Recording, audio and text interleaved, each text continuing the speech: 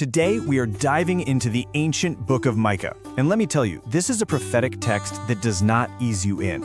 It's this incredible story that swings from some really fierce social critique all the way to breathtaking hope. So let's just get right into it. Right out of the gate, the book hits you with this stunning image. This is a divine appearance that looks way less like a peaceful worship service and a lot more like a volcano erupting. It's designed to make you sit up and pay attention, because the situation Micah is about to address is, well, it's an absolute emergency. To really get what Micah's talking about, you have to picture his world. We're going back to the 8th century BC, a time of just massive political chaos and deep social rot. So, who is this guy, Micah? Well, he wasn't like his contemporary Isaiah, walking the halls of power in the capital. Nope. Micah was from a small, rural town. He's speaking from the margins. And his biggest concern is what happens to everyday people when the powerful just stop caring about justice. Now, looming over everything was the Assyrian Empire. These guys were a ruthless, terrifying military machine, famous for just wiping out entire nations. And they had just done this to the northern kingdom of Israel. So for Micah and the people of Judah in the south, this wasn't some abstract threat. It was what had just happened to their relatives right next door.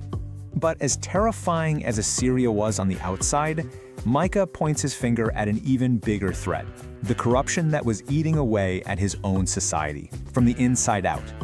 And this wasn't just random crime. No, this was calculated, cold-hearted exploitation. The wealthy elite would literally lie awake at night, scheming up ways to legally and economically squeeze families off their ancestral land, the very land God had promised them as a permanent inheritance. You see the huge disconnect here, right? God's law was specifically designed to protect families, to prevent the rich from getting richer at the expense of the poor. But the leaders? They were basically treating those laws like they didn't exist, building a system that only worked for them. Micah uses this brutally graphic metaphor to drive his point home. He's not just saying the leaders were failing. He's saying they were acting like cannibals, actively consuming the very people they were supposed to be protecting, like a butcher getting ready to make stew. It's a horrifying image. And this corruption, it was everywhere. It had infected every single level of leadership. The rulers taking bribes, the priests selling their teaching to the highest bidder, and the prophets, they would literally tailor their divine message based on how much you paid them. The entire system was for sale. So, for this kind of complete, systemic failure, the divine verdict was coming. It was crystal clear, and the consequences were going to be severe. And this part is just remarkable. The same leaders who were building their wealth through exploitation were using their religion as an insurance policy. They actually believed that because God's temple was in their city, Jerusalem, they were invincible, that they had a free pass to act however they wanted. In response to that arrogance, Micah delivers an absolute bombshell. He says the holy city, the very center of their faith and identity, would be completely leveled, turned into a pile of rubble. This prophecy was so shocking, so explosive, that over 100 years later, it was actually quoted to save the prophet Jeremiah's life during his own trial. That's the kind of impact it had.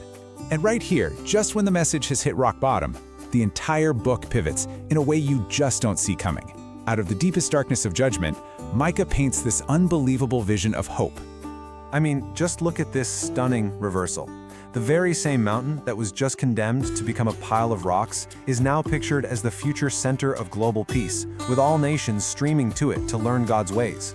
Judgment and restoration side by side. It's incredible. In this famous vision of peace, it's not about grand political treaties or anything like that. It's deeply personal. The ultimate picture of wholeness, or shalom, is just ordinary people living ordinary lives without being afraid. That image of everyone sitting safely under their own vine and fig tree, that's the dream. And then we get this, one of the most famous and significant prophecies in the entire Old Testament. Where is this new ruler going to come from? Not from the powerful capital, Jerusalem. He's going to come from tiny, insignificant Bethlehem. The choice itself is the whole point. God brings about his greatest work through the small, the humble, the things this world overlooks. Okay, now we get to the absolute heart of the book. In chapter 6, Micah sets up this kind of divine courtroom drama. It's a covenant lawsuit where God puts his own people on trial, calling the ancient mountains to be the jury, all to clarify what it is he actually wants from them. So, faced with God's case against them, the people start frantically guessing. You can almost hear the desperation in their escalating questions. Okay, what do you want?